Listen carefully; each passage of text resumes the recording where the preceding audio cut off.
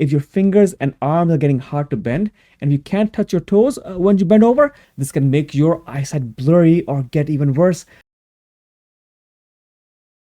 Unfortunately, doctors and clinicians, they talk about how to treat diabetes, but of course they don't talk much about how to pick it up in the first place so you can pick it up and crush it before it actually gets worse. And so many times people can pick up the early signs and symptoms of diabetes, but of course they don't know about it. Let's talk about this right now.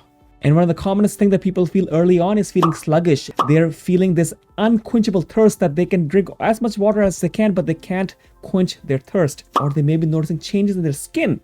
Well guys, you're in the right place because I'm Dr. Khan, your diabetes boss, and in this video, we will be diving into the most common signs and symptoms of diabetes so you can identify and address them before they become a serious problem.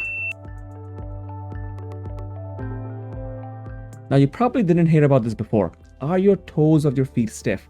Do your ankles, do your knees, do your hips all feel really tight? When you have diabetes, your muscles, your tendons, your ligaments, they're all much more likely to get stiff. And diabetes is linked to stiffness, which will make your joints hurt and swell up at the same time and also give you early types of arthritis.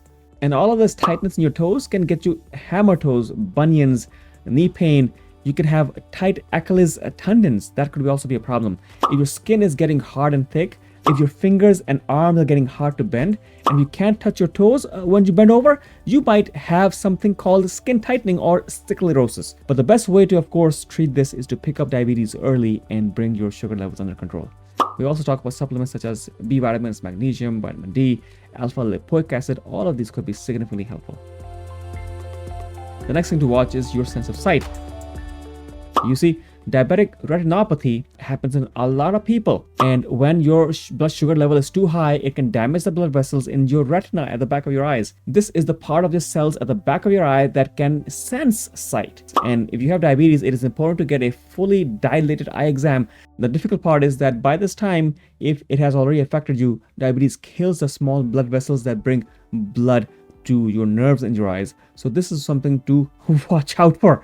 But the thing is, there are injections these days that you can get in your eyes, and your eye doctor knows about them if you are having visual troubles, if you have diabetes. Another thing I want to ask you is, how are your ears feeling? Get your ears checked regularly. Diabetes can damage the nerves in your ears just as it can damage nerves everywhere else. This can make it harder to hear. It feels like your ear could be clogged, and this can all lead to more infections in your ears. That's another reason to have diabetes checked out. Also, if you're noticing any changes in your teeth, get your teeth checked out.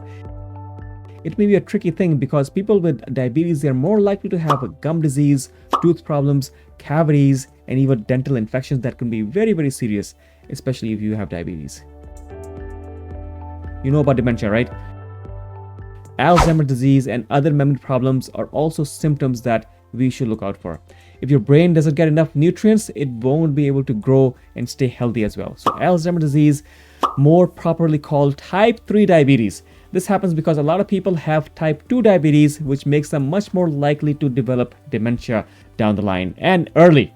I've seen rates as high as 93% that people with diabetes can end up getting Alzheimer's disease. Think about your health in the long run, because diabetes does make it harder for your brain to get the nutrients that it needs. The next sign is that we should look into nerve pain. Do your feet hurt? Do they feel numb, burning, tingling sensations? If your toes are numb and hurting and your skin is changing, you might have peripheral neuropathy. Peripheral neuropathy happens when blood sugar stays high for long periods of time. Your C nerve fibers, that's what it's called, which are nerve fibers that go to your skin. And these nerves don't generally work when you have diabetes. But the good news is that most of the patients, their feeling comes back to a certain extent when your sugar levels are controlled. You may be also taking supplements that I talk about in my channel, so check that out.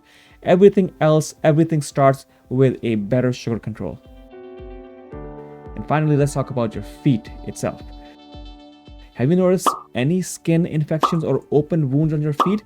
This could be diabetic ulcers, which are common for people with diabetes. As your diabetes gets worse, your blood vessels get narrow and tight. This is known as atherosclerosis or arteriosclerosis. Same thing that happens in the heart can happen anywhere. Your heart may have problems itself, but with diabetes, your blood flow to your foot or your toes is not adequate.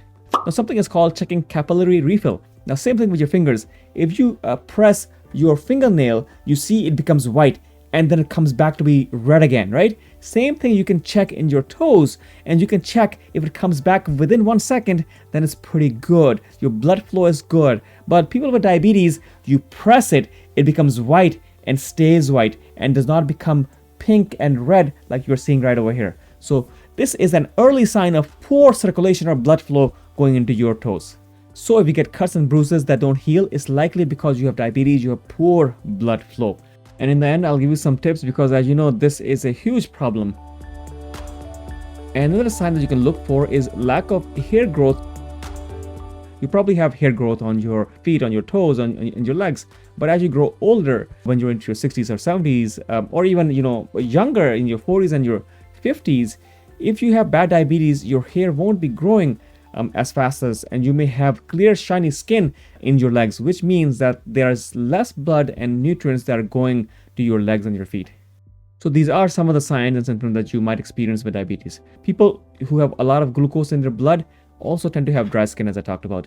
This usually leads to breaking in your skin. You should avoid baths and showers that are too hot. So this is specifically for diabetes.